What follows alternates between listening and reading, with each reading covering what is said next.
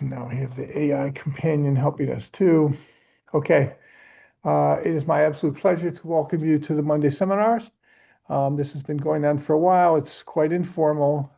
It is something that we are lucky to be able to run because people like Dmitry Garagash are prepared to donate their time and to join us and organize a talk about recent research. And many people have given talks over the last, I don't know, 5+ years.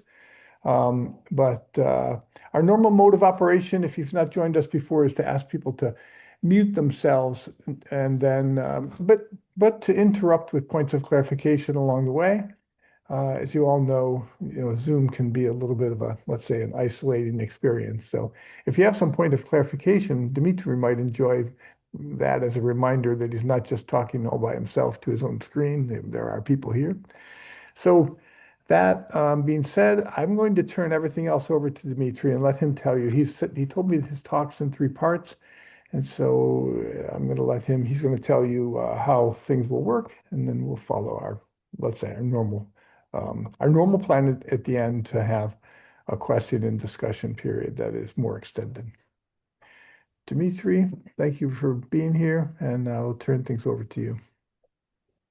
Thank you, Chris, and it's certainly my pleasure to talk to you and the esteemed cohort of fellow earthquake physicists. So, without further ado,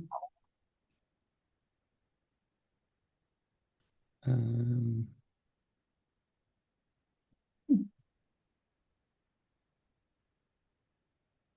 all right. So, Looks good. Thank you. yeah.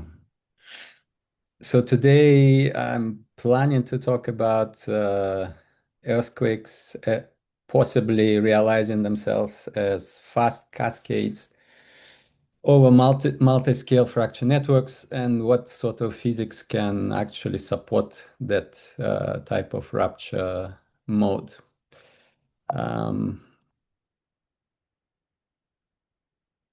And this work has been carried out with help of my colleagues, collaborators, Alice Gabriel, Kadek Polgunadi.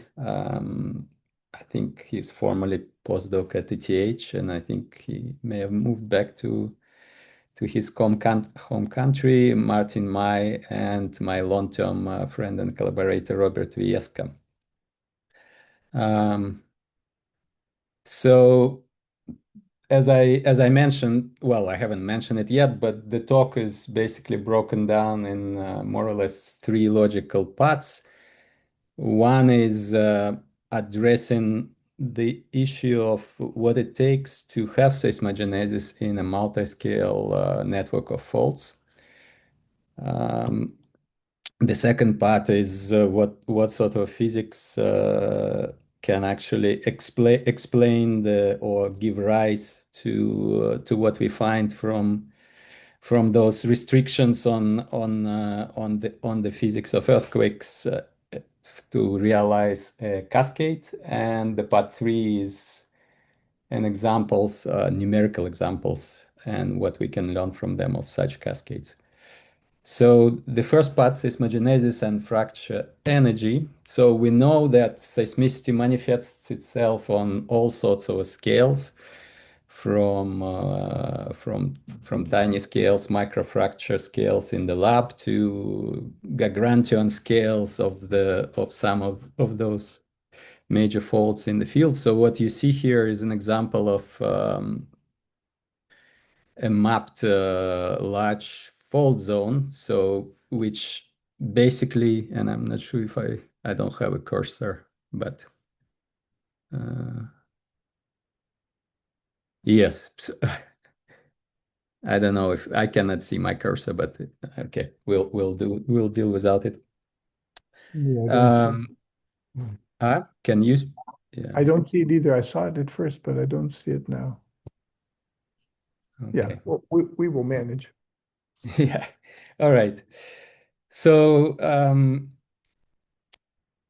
in this very very large scale fault example, we can point, I guess, to a few things. That majority of sleep tend to be accommodated in a fault core, and more so in subunits of that fault core, which could be in this case the strands of ultracataclystic gouge, and there could be many of them. But then the part of the seismic and aseismic deformation is accommodated in the much wider damage zone about the main fault core.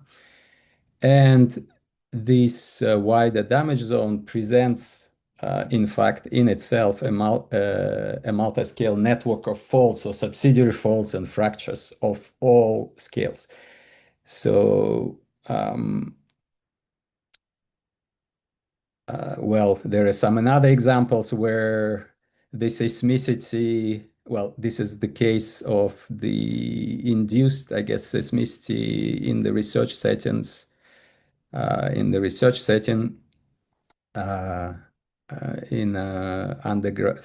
an underground gallery, as far as I recall. And in this case, the seismicity is induced not on the main fault plane or within the main fault core, but rather again on the fractures, so small subsidiary faults in the damage zone about the main fault.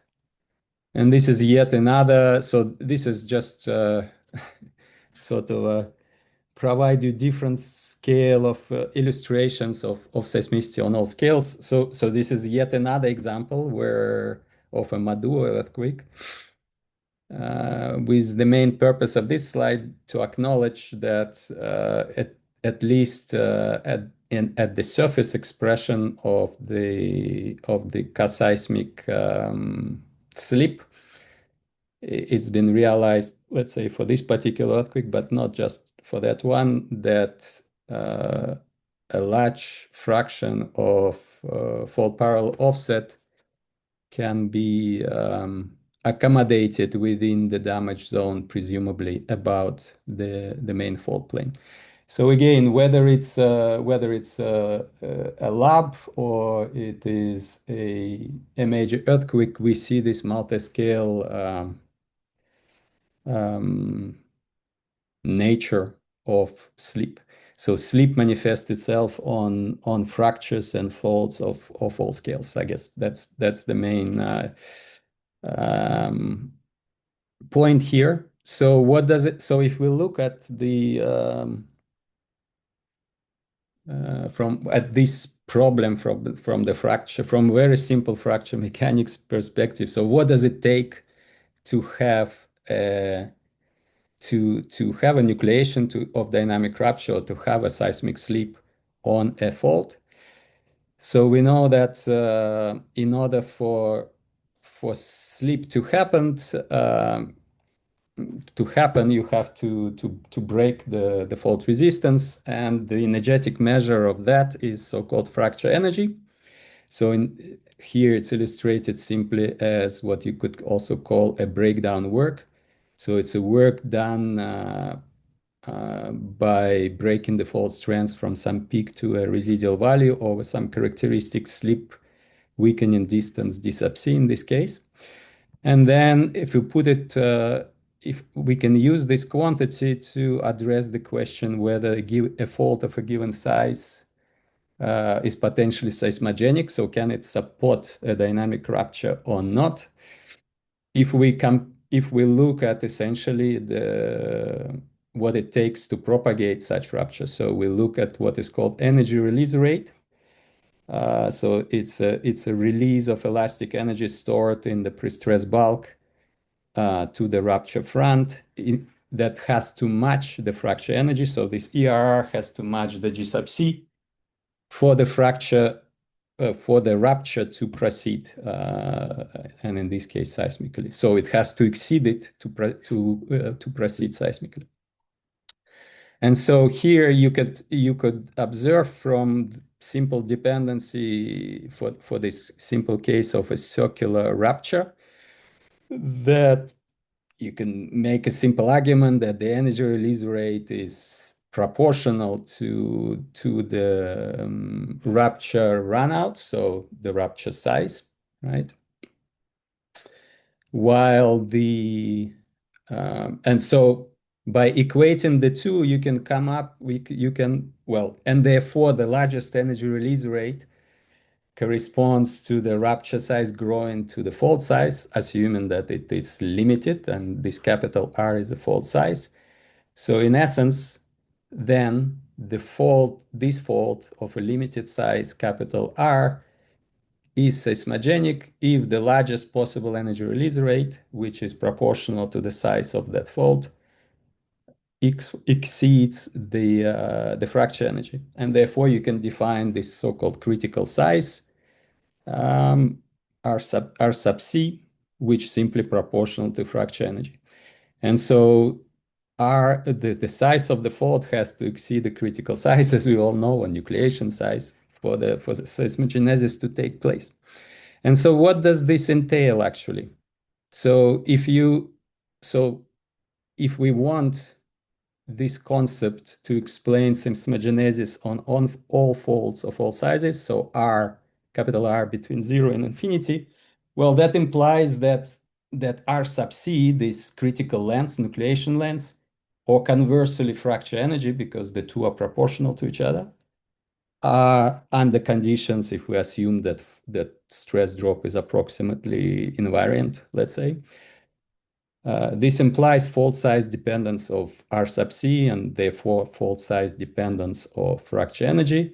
And if we constrain ourselves to these dependencies to be power laws, let's say, well, they don't have to, but let's say, then this power law has to be linear. In other words, fracture energy has to appreciate with the fault size, or you could say diminish if I take that fault size from the grand scale to the lab. So it has to reduce as we are reducing the fault size in order to keep the fault seismogenic. Okay, so that's sort of a prerequisite, you could say, for seismogenesis within the constraints of this theoretical explanation by fracture mechanics that we have looked at. So now we can look at, well, do we have some sort of observations, guidance from observations that would support or not, or not this conjecture? So we can look at seismological inferences of fracture energy, which have a storied history, yeah, um, with few references listed. So we could look at this. Well, you probably can recognize this or associate with these two sketches.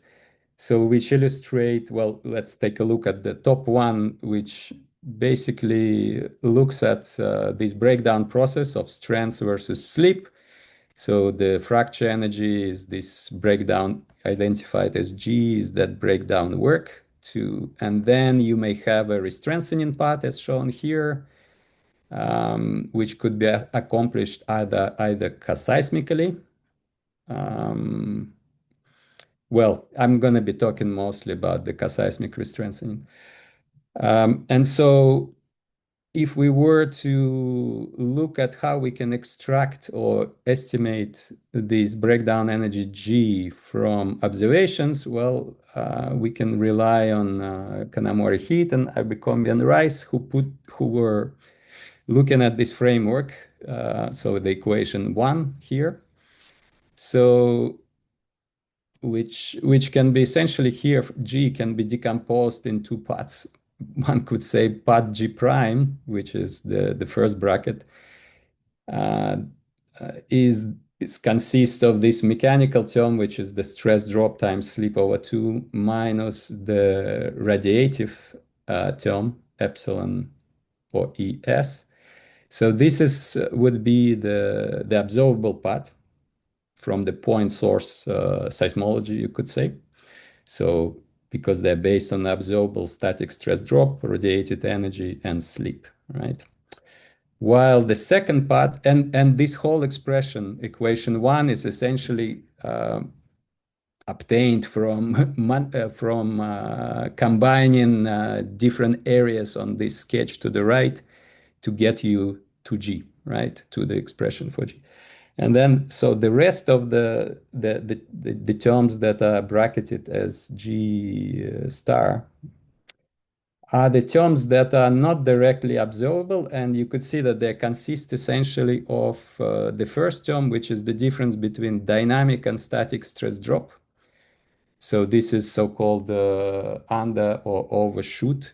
So whether or not you have a re-strengthening or further weakening, apparent weakening past the after, once the rupture concluded, times sleep, and as well as the re-strengthening work. So the area under the curve where the stress is increasing. And so a typical assumption has been, or the very first assumption I think made by Bircombe and Rice was to say if you are crack-like, if your rupture is crack-like, then under certain conditions, using some arguments from Madariaga, etc., you could say that you could neglect the under overshoot. So the static stress drop is approximately equal to dynamic stress drop. So you don't have this under overshoot, and thus G prime, that observable part of fracture energy, approximates G. So that was posed by Abercrombie and Rice. And then on the other hand, with Robert Wieska in 2015, we looked at what this might imply for pulses. And for pulses, most certainly, you do have seismic re-strengthening. You have re-strengthening in the wake of the pulse as the pulse keeps going. Re-strengthening take place, or stress recovery, you could say, takes place in the wake of the pulse. And so there was a proposal of how you can approximate this G star, or how could you augment the G prime to get a better approximation for fracture energy. And so if we put together... Dmitry, Yeah. sorry, can I ask you a clarification on the previous slide? Yeah. So according to this model, a crack-like should have a fracture energy that does not depend on sleep, correct? Because G prime should not depend on sleep, or it could.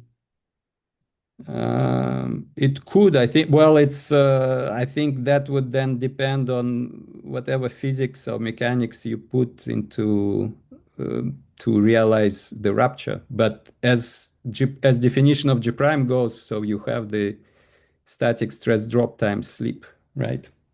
Okay. Yeah. So thanks. in principle, yes, it is dependent on sleep. Yeah.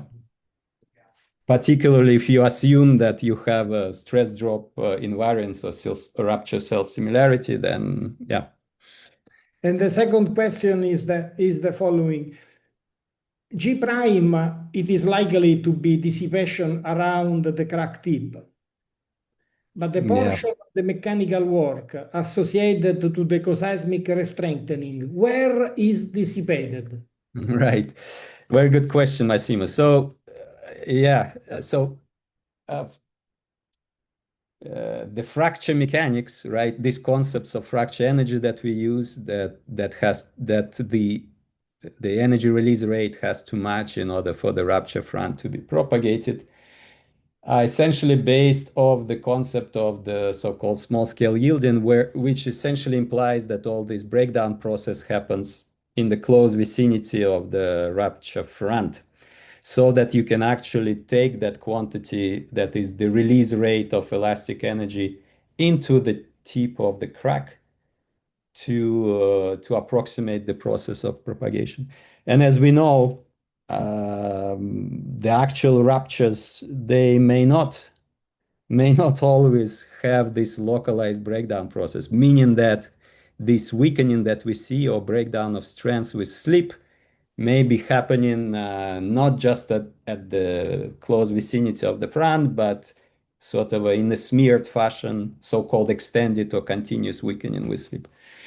And so then, of course, so what Massimo, I think, Massimo's question is pointing to, then there is a fundamental question: can you use this whole fracture mechanics apparatus, right, or this view of propagation to describe these fractures where the weakening, where this breakdown is not localized to the tip?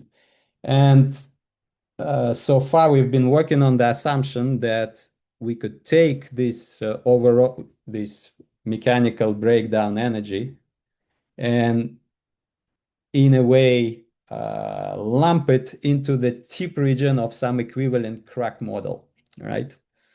Whether or not it's true or not, it's a big question for a long discussion. But essentially, we are working on the assumption that we can do so. So basically, we can take this mechanical dissipation, however it's distributed along the crack, and within this equivalent crack model, dump it into the tip and match it to the energy release rate into that tip to propagate the rupture.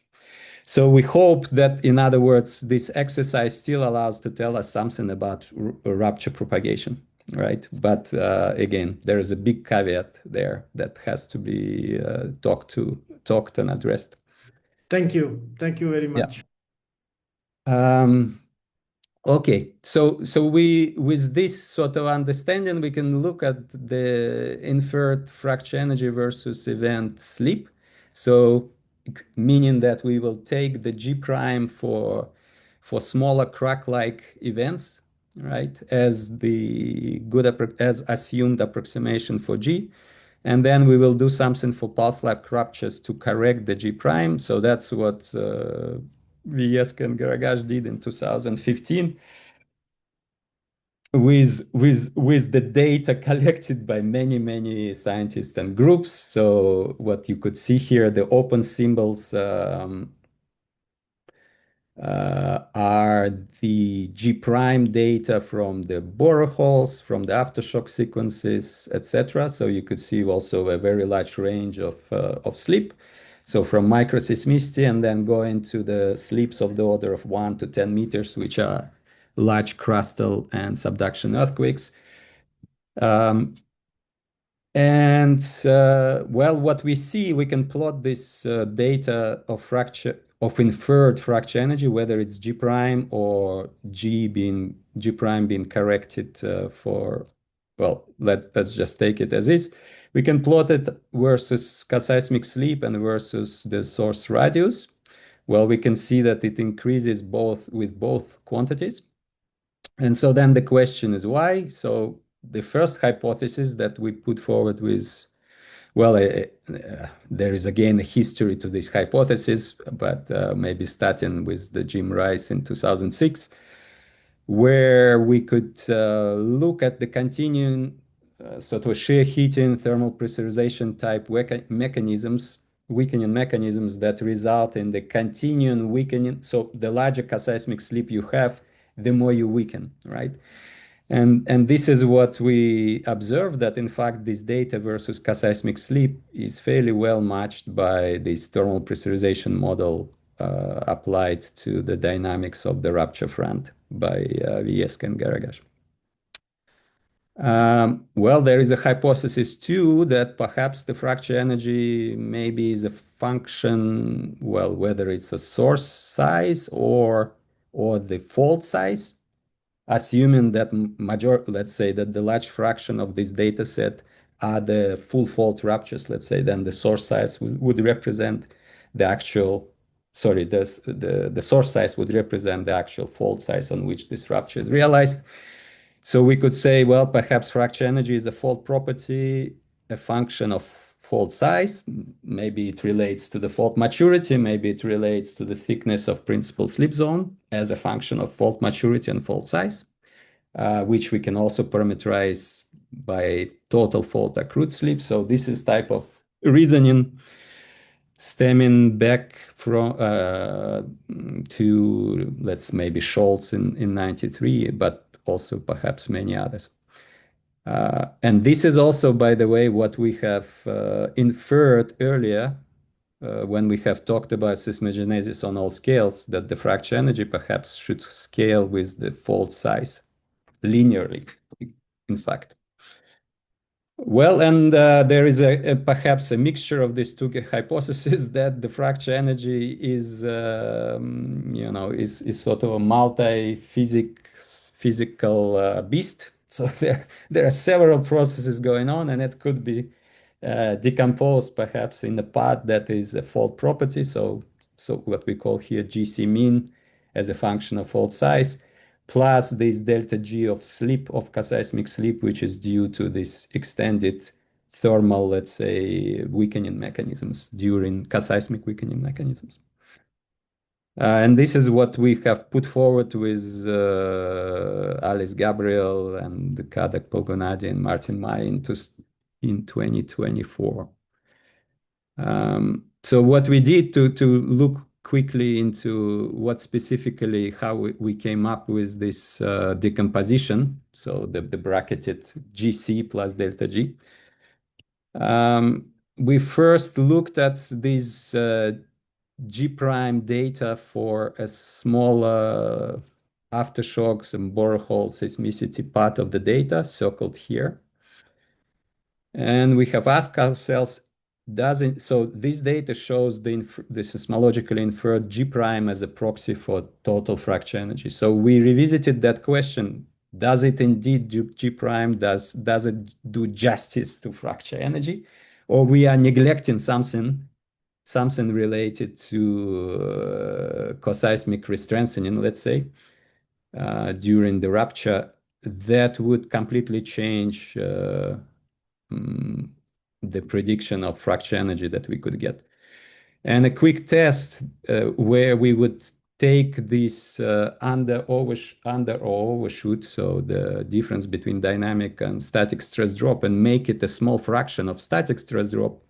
For these events, for these small events, in fact, show that such corrected or such tested change in fracture energy becomes very significant, significantly in excess of what we assume is our inference, the G prime. And in other words, we need to correct for this under overshoot. And so we do so with the physics-based model, where we're able to basically address this energetic difference, the G star, that arises from seismic restrengthening in a physics-based model. So I'm not going to go into too much in the detail of that, but what we observed essentially here is that G prime here scaled by this product of static stress drop on slip, which is the main positive contribution to this seismological G prime, by the way. So in other words, here we are indirectly comparing G star to G prime. And so what we observe that there is that G prime, in fact, becomes dominant for small stress drop events. So the larger stress drop compared to some scale here called delta T star, the difference disappears, or the G star becomes negligible, and therefore G prime is acceptable estimate of the total fracture energy, but otherwise it's not. And so we can put this model-based correction into as an additive term into our estimate of fracture energy. And what you observe, that it essentially lifts the cloud of all this G prime data to create a lower bound, which is approximately linear in the ruptured fault size R. And so that we take as our estimate of this minimum fracture energy, which is the fault property, which depends on the fault size. So it's approximately linear in fault size. So you have here approximately 400 pascals times fault size. And so, yeah.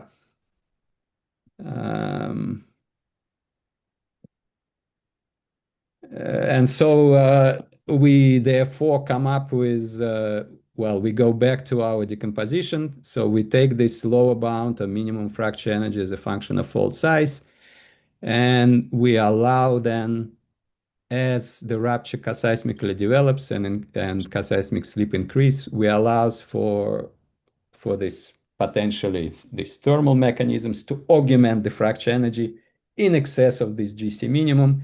And this augmentation is a function of seismic slip. So we have this duality of fracture energy. There is a part of it that is the small, you can call it a small slip or minimum fracture energy, which is the fault property. Plus there is a part that is accrued with the more seismic slip you have.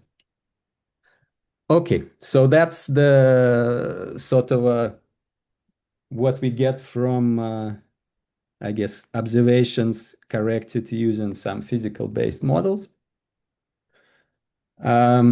which, again, in retrospect, we would expect would be a model that would allow us to have seismogenesis on faults of all sizes, from microns or millimeters to 2,000 kilometers. And we can also, well, I'm going to maybe leave this for discussion if there is interest in that. Okay, so this is the decomposition of fracture energy, which we sort of inferred based on the previous work of starting with Rice and Vieska and Garagash. This continuously weakening with seismic slip path delta G, which we now augmented by this minimum fracture energy as the function of fault size. So does it make, I mean, what does it make sense, this type of decomposition with the physics, with the plausible physics of, yeah? Was there someone commenting? No? Not sure. I don't think so. Okay. So what sort of physics might lead to that fracture energy decomposition? Well, we have already looked at that glorious picture and sketch of the major fault zone, major fault zone. And so, well, now we will focus on how seismically slip develops within that structure that you are looking at. And seismically, the slip develops or is accommodated mostly within, well, let's say within the, for this large of a fault, within what we call a principal slip zone. It's a Gagrantian fault. It has a pretty large principal slip zone. In this case, it's the strand of ultracataclysite gouge of about 0.5 meter thick for this particular fault.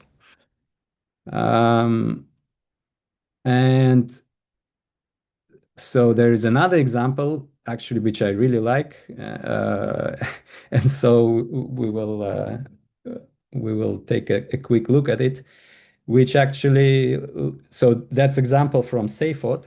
So that Seyfod drill hole that penetrated the San Andreas fault damage zone at excess of 3 kilometer depth, I think, or about 3 kilometer depth. So what they have uncovered that this program that they have penetrated basically the damage zone, but also what have been identified as what they called the main deforming zones, or you could say the potential principal slip zones. In particular, we can focus here at so-called central deforming zone, or CDZ, at the depths of 3,302 meters. So they had a full sort of geophysical analysis, which presents, in which this type of fault rock unit or zone comes up as anomaly in various geophysical parameters. it's been also cored through, so it's been established that indeed it's about of the order of 1 to 1.5 meter thick ultracataclystic gouge zone. And then this hole was cased. So the casing, the steel casing was installed and cemented in place. And the measurement of the casing deformation was performed with so-called caliper tool at different times since the installation of the casing.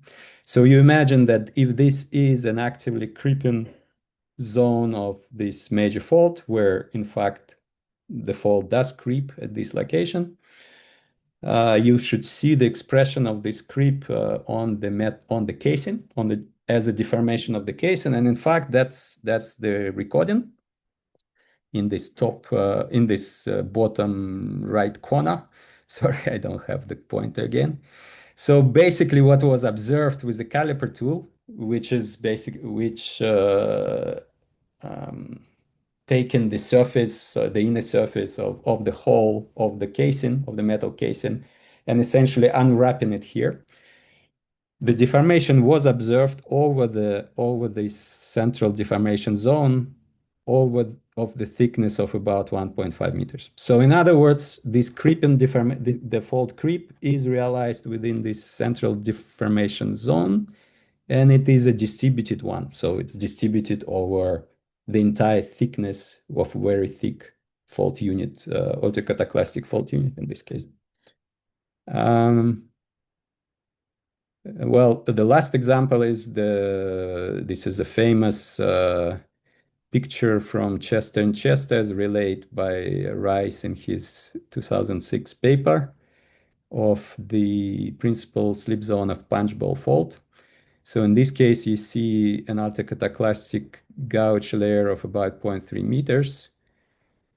About a half of it is non-cohesive or barely cohesive. So this suggests that it has not healed, in fact, even though this particular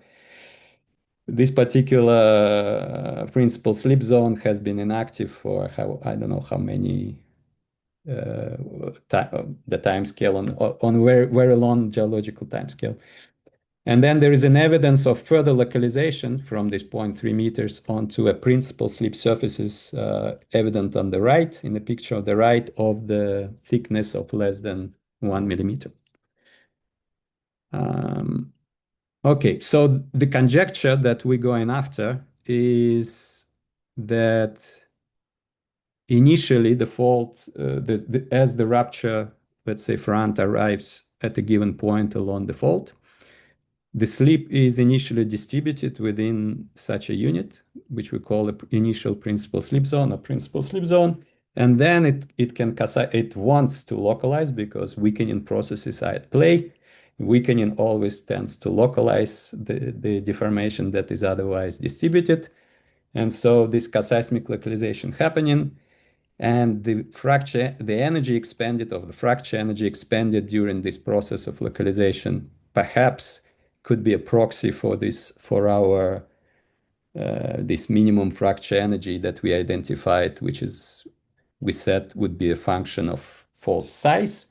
Well, this slip to localization and the corresponding fracture energy expended, the conjecture here is that it would scale with the thickness of the gouge zone or principal slip zone where the slip is initially distributed prior to it localizing. And that thickness of the principal slip zone, well, we expect it to perhaps scale with fault size, fault maturity, etc. So does it or does it not? So we can collect some data. So these are the data on the various fault unit thicknesses versus fault overall or total fault displacement. So not to be mixed with seismic displacement. So this is the total displacement resolved by fault over its existence. And what we see here, just like the black dots, which are the thickness of total fault zone thickness, it was implied, so I should put the right, by Savage and Brodsky, by Mitchell and Falconer, etc., that you have this scaling, which looks semi-linear between the fault zone and the total fault displacement. Similarly, you could claim the same about the fault core for small faults and the principal slip zones measured as or taken as ultracataclystic gouge layers for large faults. So these are the red triangles. So what we could potentially suggest that there is a linear scaling or pseudo-linear scaling of principal slip zone with total fault displacement. It's about 1/100th of the total displacement. And that scaling saturates just like the scaling for the entire fault zone saturates for above certain value of fault slip. It does saturate for the principal slip zone as well. And so if we take that inferred scaling for the principal slip zone with total displacement D, and additionally, if we relate the total displacement to the fault size, well, so using scaling, coming from Schultz and Goodmanson, and etc. I think it's all well laid out in the Schultz book. So we have an approximate scaling of the total displacement with fault size, also with a prefactor of about 100. And so these two facts or observations would lead to the scaling of principal slip zone with the fault size with a prefactor of about 10 to the minus 4 or 10 to the minus 5, depending on how you do this type of fit. Okay, so conjecture that we want to explore is slip to localization and corresponding fracture energy scales with principal slip zone, which scales with the fault size and thus would support our inferences from the data and would support seismogenesis on faults of all sizes. So we look at the physics and mechanics of localization in the kinematic setting, but nevertheless, so again here we're building on the earlier work of Platt, Rice, and Rudnicki, and also recently by Barras and Brantu, and well, not limited to them. There've been other work contributing to the subject. So we basically put together the equilibrium within the fault gouge of thickness H, the notion of frictional strengths, and then we looked at the gouge. So now we have the slip is in one way or the other distributed within the gouge. So we look at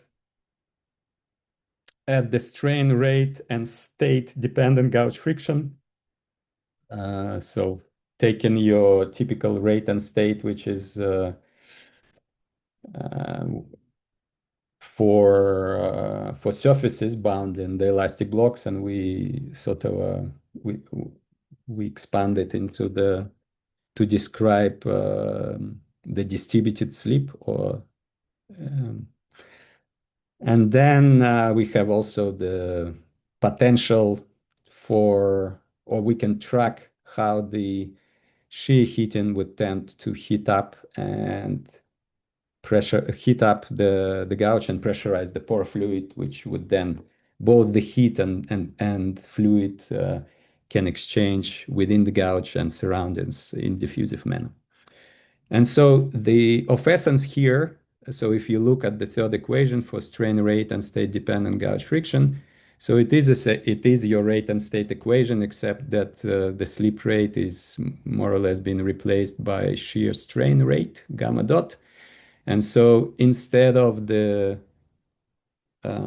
state evolution slip distance, which some call capital L, the others call capital D sub C, yet others call small letter d sub c, but so that quantity, the critical slip or state evolution slip that characterizes the state, the scale on which state evolves, now takes the form of state evolution strain, gamma c. And this gamma C could be inferred to be of the order of 0.1, of the order of 10% strain. And so, well, to the right, you see here what happens with rupture front, let's say, arriving and bringing in the total resolved slip rate of V across the thickness H, which would result in localization of slip in time and slip from being distributed within the entire thickness H to a principal slip surface of the thickness, in this case, of about 10 microns. So that's the illustration of how localization would look like in terms of distribution of shear strain rate. And so we can look at what happens with regards to the evolution of stress with slip in this sort of a system.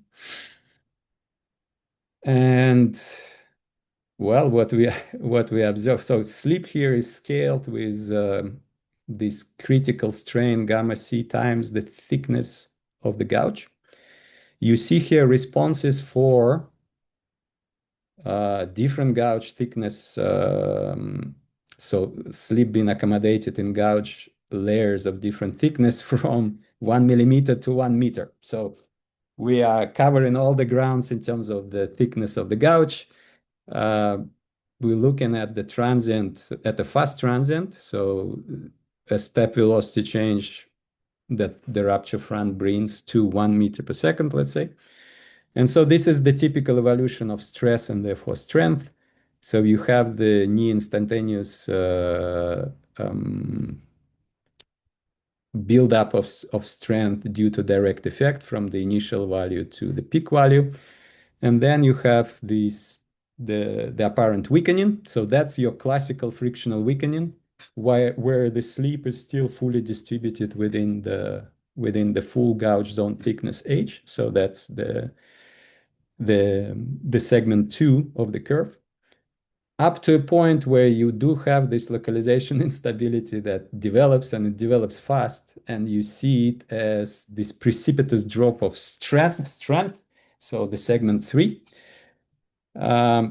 So since, yeah, and I forgot to mention, we also allow for flash heating. So essentially, what's supposed to happen upon localization? You start to concentrate the heat production into a very narrow, almost on a mathematical plane, one could say, Jim Rice could say. And so it's a very efficient heating on that very localized plane or very thin principal slip surface, and therefore efficient thermal weakening mechanisms. So that those include the flash heating. So you immediately basically drop the friction to the flash heated values of about 0.1, let's say. And the continuing weakening with thermal pressurization. So thermal pressurization takes time to develop, while the flash heating occurs more or less concurrently with localization, or instantaneously with localization, if you will. And so we can, and therefore this extended weakening tail that you could see in red is essentially that one due to thermal pressurization. So this is your extended or continuing weakening. You have the more or less instantaneous weakening with flash heating upon localization, and then extended weakening with thermal pressurization. And so here you could look at the corresponding contributions to the breakdown work, and you could boil them down to this G loc, the blue one. So the localization energy of fracture energy, fracture energy of the localization process. And then the delta G is this the fracture energy of the continuing weakening with seismic slip. Okay. So what you also observe that this G loc localization fracture energy, well, it will be proportional to approximately proportional to slip at which the slip value at which deformation localizes, or the strain rate localizes, so this delta log. And you could see in this case, for all of those cases, with the thickness of the gouge varying from 1 millimeter to 1 meter by 3 orders of magnitude, this delta log is very nicely scales almost an invariant value prefactor of gamma c times h. So recall gamma c, let's say, is of the order of 0.1. H is the thickness of the gouge zone that is in this case between 1 millimeter to 1 meter. So the slip to localization scales with the gouge thickness, and this G log, as you would observe, also therefore scales with gouge thickness. So this is the measurement of this accrued fracture energy with slip. So you could see that step of the fracture energy to this red star. So that's the fracture energy of localization, with the subsequent post-localization accrual of the fracture energy that could be explained, that is due to the thermal pressurization, and has this quality, it has this scaling of slip, seismic slip to the 2/3 from the VS Garagash. Okay. Well, we can drive that point home one more time. So here we look, in fact, not just at one type of fast transient, which was previously 1 meter second. So here you have the color codes how fast the transient is. So here you are looking from a seismic transients with the speeds of 0.1 millimeter second to 10 meter second speeds. It is only the fast transients that activate flash heating. So you see here a threshold value of transients slip velocity at 0.1 meter per second, your typical critical slip velocity to activate flash heating. But nevertheless, so what you see is this linear scaling for all of those cases, for all of those different transients from slow to fast. The corresponding slip to localization scales linearly, approximately linear with gouge thickness. And to the right, the fracture energy of localization, you could see that it also scales approximately linear. So these approximately linear feats are shown in the figure, and you basically have a duality. You have a different prefactor based on whether it's a fast or slow transient, whether the transient activates flash heating or it doesn't, as would make sense. Okay, so now we can take that prediction of the fracture energy versus the gouge thickness. We can relate the gouge thickness to the rupture fault to the fault size, right? Recall that from our argument looking at the scaling of principal slip zone thickness with total accrued fault slip D and the scale of D with fault size R. Basically, H is 10 to the minus 4 times the fault size. And so we can take this prediction of the localization fracture energy, 9 megapascals times gamma CH, assume that this critical strain for state evolution in our friction rheology is between 0.1 to 1. So you essentially, what we are getting here is that something that aligns with the corrected seismological inferences of fracture energy by Gabriel et al. in 2024, with this lower bound linear scaling of fracture energy with ruptured fault size.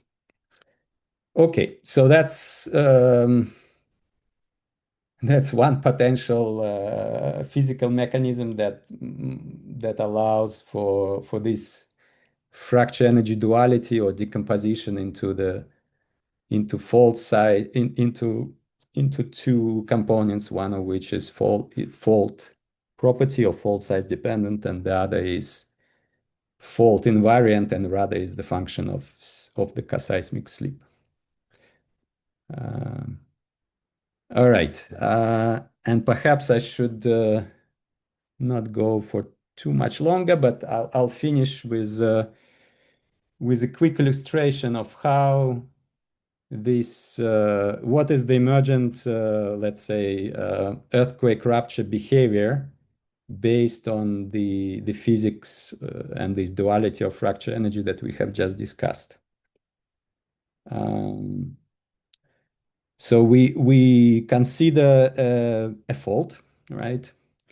A large fault which has a damage zone, which is populated by multi-scale network of subsidiary faults and fractures, okay? Which would seem to be a fairly realistic description of what faults and fault zones might be, based on at least my understanding.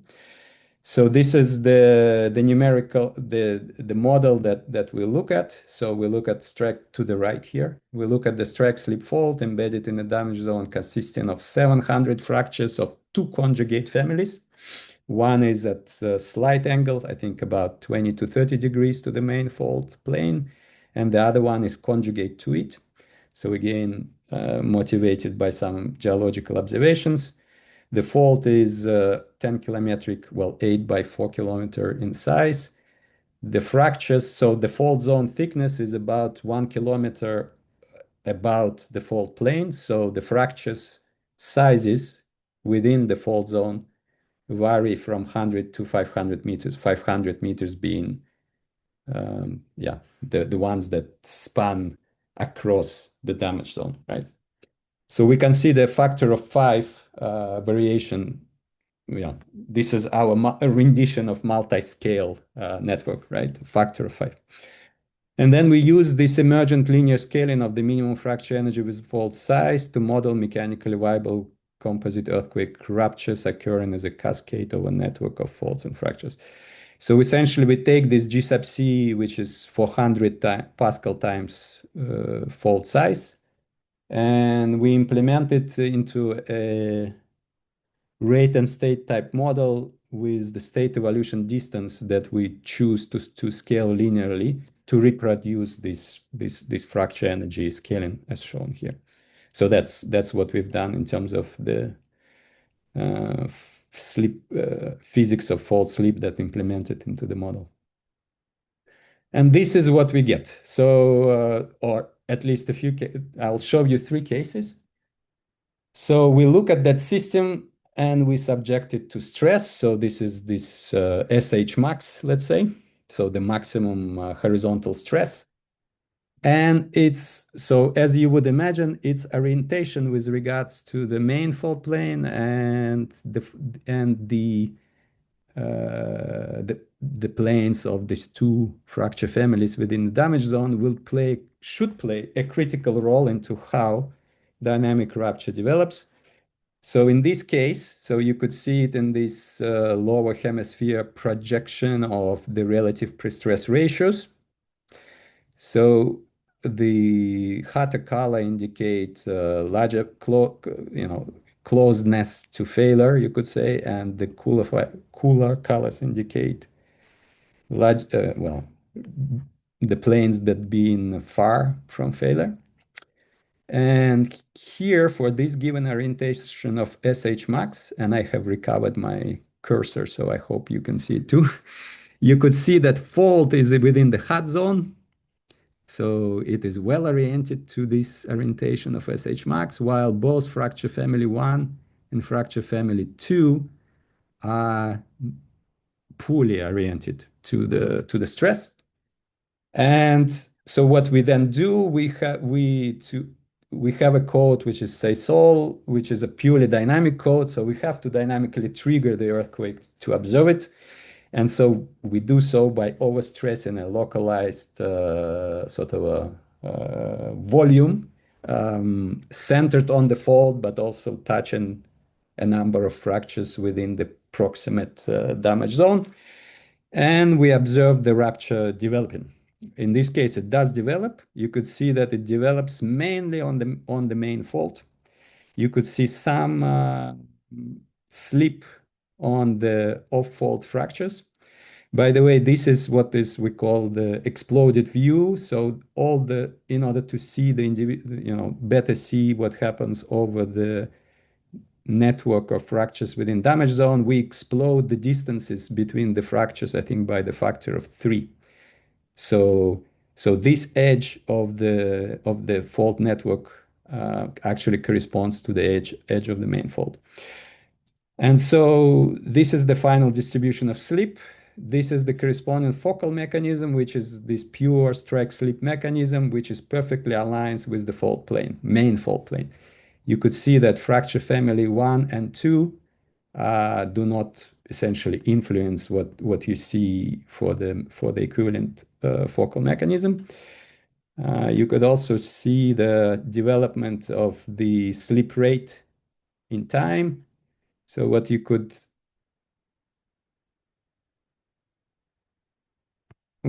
observe here that the slip does propagate over the main fault. You observe that there is a bit of the off-fault slip on the fractures. So those fractures correspond here to the edge of this main fault slip, since this is the exploded view. And then, well, the system evolves. It reaches the edges of the main fault and then arrests. Yeah, so this is what we could call a classical earthquake rupture on a well-oriented main fault, activating poorly oriented fractures in the damage zone. So we do see here the off-fault slip, off-main fault slip, but you could say that this is the slip that is slaved to the main fault. So it is the slip on these subsidiary fractures, which is occurring within the halo of the stress concentration carried by the rupture front on the main fault. So majority of slip takes place on the main fault, and it also what forms our macroscopic observations. So let's say we would know very little about the existence of fracture family 1 and 2 if we look at the equivalent focal mechanism, for example. Okay, so then what we could do, we could rotate the regional stress field such that it's now like this, such that both families are somewhat well-oriented and the fault is somewhat well-oriented. So everything is more or less well-oriented to stress. And what we observe here, in this case, we observe what we could call a new earthquake rupture mode. So it's the mode of the rupture where all slip essentially takes place within the network of subsidiary faults within the damage zone, meaning that the main fault does not go, or it's suppressed, you could say. You could see by comparison, the scale here of slip on the main fault was up to a maximum of 2 meters of slip. In case of this cascade within the damage zone, you have a maximum of about 0.5 meter of slip. So yeah, since the maximum subsidiary fault dimension is significantly smaller than the main fault, so that also limits the slip. You could look at the focal mechanism, and you again see almost perfect strike slip mechanism, but now the actual focal planes coincide with the average planes of the families 1 and 2 of fractures within damage zone. The fault, recall, was here vertical plane, and so essentially we are looking at from a distance at a strike slip earthquake, but with misaligned focal planes, and this is the evolution of. You could see that essentially nothing happens on the main fault, and the rupture develops purely within the network of faults within damage zone. You could also compare the corresponding moment release. So that was the first case of the classical rupture, very classical looking moment, triangular sort of moment release function in time. And this is the corresponding moment release for the case we're looking at now. It has comparable moment magnitude. The first one was about 6. This one is about 5.65. And let me show you the last case here. So what we did, we taken the same case as this cascading case that I just showed you, but we increased the overall criticality in the system. So we did not change the orientation of horizontal maximum horizontal stress, but rather increased its magnitude to a degree. And what we see here now is so-called composite rupture, you could say. It starts and realizes as a cascade within the damage zone first. So you could see the moment rate of that case. So this is your cascade within the damage zone, which towards the end of the cascade, it manages to nucleate slip on the main fault, and you have a sort of this add-on of the main fault rupture. And so you can see it here. So this is your cascade developing within the damage zone. And at some point, it nucleates the main fault slip. So that is the product of the criticality. And what you see now in terms of the focal mechanism, you still see strike slip mechanism, but now the actual focal planes are in between the main fault or fairly close to main fault with the vertical plane, but tilted by the fact that there is a considerable slip has happened, or similar amount of the slip have happened within the network. All right, and I'll try to accelerate a little bit here. So this is an illustration of how kinematically slip develops in the system. So the hypercentral distance from the point where we trigger versus time. So the actual symbols that you see are the individual fractures slipping at a given hypercentral distance from the nucleation or triggering point at a given time, more or less. So the envelope to this distribution of, you could say, individual fracture seismic events, the envelope gives you what we can call a cascading speed or the apparent rupture speed as the rupture spreads along the fault zone, sort of a subparallel to the main fault plane. Well, it looks more or less similarly for all three cases, except that in the first case, the main slip is happening on the main fault. And what you see in terms of this hypercentral distance versus time run out of seismicity in the damage zone, the symbols, are essentially these fractures slaved to the main fault slip. While in the case 2 and 3, you have pure cascades without the main fault slipping developing first. And those cascades do look like, in fact, as apparent rupture pulses. That's what I mean. It's kind of understandable once you think about it. Which have a rise time of about the slip rise time of about 0.5 second, and the width of the pulse is scaled by the width of the damage zone of about 1 kilometer. And then, and I think I'll leave this for discussion if it comes to it, and I'll conclude. So, well, there've been 3 parts to this talk. So we looked at the seismologically observable fracture energy and suggested from observations that it can be decomposed in the fault size dependent. You could call it a small slip path, and potentially fault invariant large slip path, increasing continuously with coseismic slip. Well, we have looked at the physics of coseismic localization, showing that it can explain this emergent scaling of the minimum fracture energy with fault size, and it can explain this continuing weakening part of the fracture energy as seismic localization activates the shear heating weakening processes. So we can explain this fracture energy duality using the physics of localization.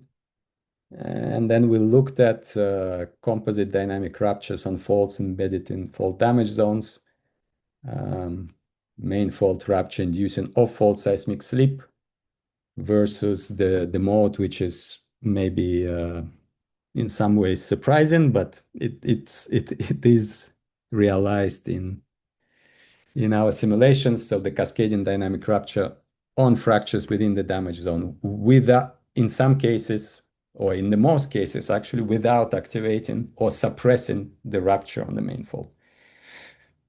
And thank you for your attention. Thank you very much, Dmitry. I will invite people to join me, unmute if you like, any way you want. Join me in thanking Dmitry for a really fabulous talk. And yeah, Thank you. Yeah, lots of very nice, very clear, lots of things to think about. I suppose you'd like to keep sharing your slides because I'm sure people will want to ask questions about things. Of course, it's up to you. You do what you like. But while people are, well, again, give you a second to catch your breath, and while people are getting themselves organized to use the raise hand feature at the bottom of the screen, I am going to take advantage of the fact that I'm talking and you're still listening, ask you a question about localization. Yeah, really interesting stuff about localization. And I like there's nothing to deny and I don't argue with about the idea of thermal pressurization and about flash heating. But what about the possibility of dilation?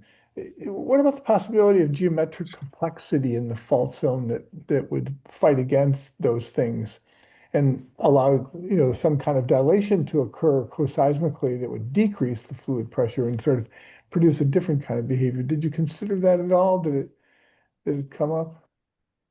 Right. Yeah, excellent question, Chris. So no, we have not